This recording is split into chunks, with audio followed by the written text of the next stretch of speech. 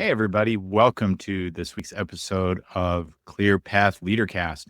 This week, we are going to be talking about a topic that I debate with a lot of people, leadership team meetings. People, we've kind of moved into this place where team meetings, any kind of meetings, they suck, they're terrible, they're a waste of time. Not strictly true. Meetings are valuable. They can also suck. Where that comes down is from you, the leader. And today we're going to talk about specifically leadership team meetings. How are you structuring and running your leadership team meeting, leaders? If you are having unstructured meetings where everything just kind of comes and goes and flows and moves, yeah, you're wasting a lot of people's time. If you are taking a meeting with your 4, 5, 6 direct reports and plunging 15 minutes into a topic that only impacts one or two of them, yeah, your team meetings suck because that's not the best way to spend the kind of cost you have involved with that group of people assembled in a room.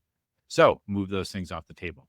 Why do we want to have leadership team meetings? They're really crucial. So they help us keep the business focused. They help ensure that we are being focused on the things that matter for our business. So the first thing that has to happen for you as a leader before you even get to leadership team meetings is get focused and get specific on the things that are important to the business. What is the long-term vision for the business? 3 years, maybe 5 years, no more than that. What are the key objectives or goals? How are you measuring success in the short term? How are you getting there? What are the rules of the road for how the business is going to be run? And what are the key projects and priorities? When we have those defined and clarified, now we have a frame to build our leadership team meeting around. So that's just ground rule one, is get those things in place so you have a good focus for every leadership team meeting. And the leadership team meeting is really just checking in on the progress of those things. And yeah, you could do that in an email, but we want to have people engaged. We want to have people discussing these and keeping at the forefront of their mind. So, and we'll come back to something important on that on leadership team reading rules in just a minute. So the first piece of the meeting success is to have an agenda for the meeting, something to keep you focused. I'm not one to get into like the run times of each topic on the meeting, but let's keep concise and focused. Let's get the updates. Let's get the key questions, key accountabilities, and then move on. We can't solve problems in a leadership team meeting. We can, however, surface them and delegate those to be addressed outside the meeting. The second thing that's going to make your leadership team meeting work is to have a set of ground rules for how your leadership team meeting is going to run.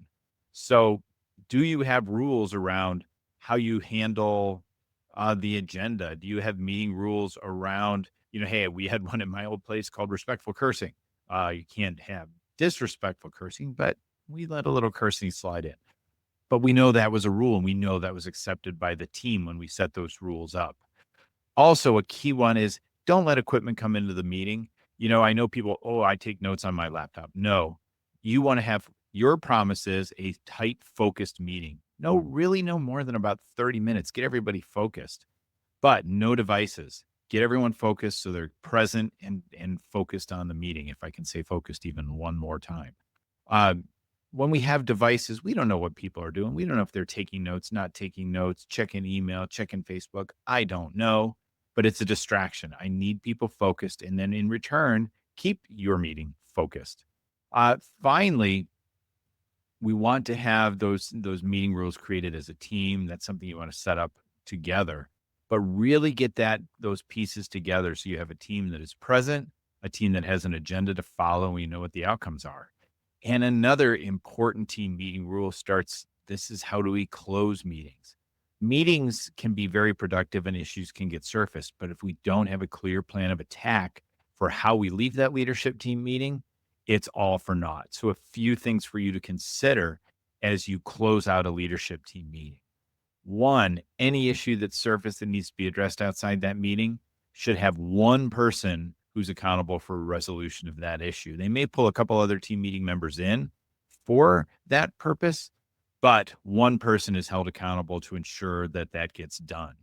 Two, we're not all going to agree during our leadership team meeting, but here's where that falls apart. If one person doesn't agree with the outcome of that leadership team meeting and they go out and they meet with their team and they say, well, I didn't agree with it. It's a stupid decision. I think we should have gone another way.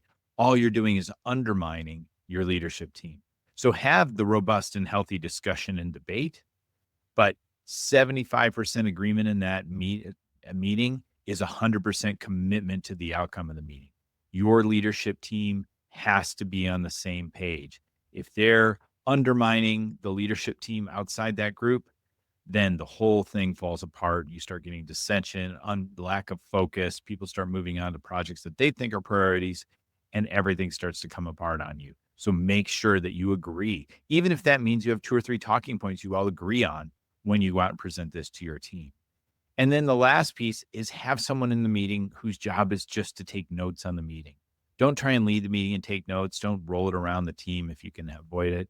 If you have somebody in there who can be the note taker, that's crucial. So everyone else, again, we go back to you want everyone present in the meeting. So make sure someone's job is in there is to take notes and keep everything done and focus so we all agree to what it was that was discussed in a meeting.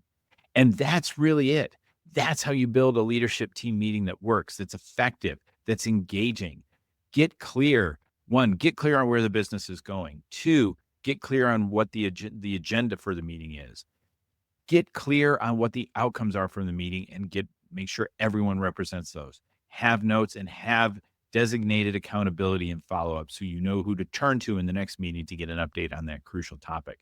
And that's it. It's really simple to have effective leadership team meetings, but leaders, it starts with you. If you are ineffective running the meeting, it's going to flow through and everyone else is going to follow your lead. So it's up to you, leaders, to step up and stand up to these important rules. Now, there's some other great rules to have for leadership team meetings or really any meeting in your organization. And if you're catching this right now, down at the bottom of the page, you can see the scroll. You can download my 10 tips for better meetings, clearpathcoaches.com/better meetings. Get my 10 tips for better meetings. Use them. You will find that your meetings will improve, your team will function better, and things will start moving along in the direction that you want your business to be. Thanks, everybody, for joining. See you next week on ClearPath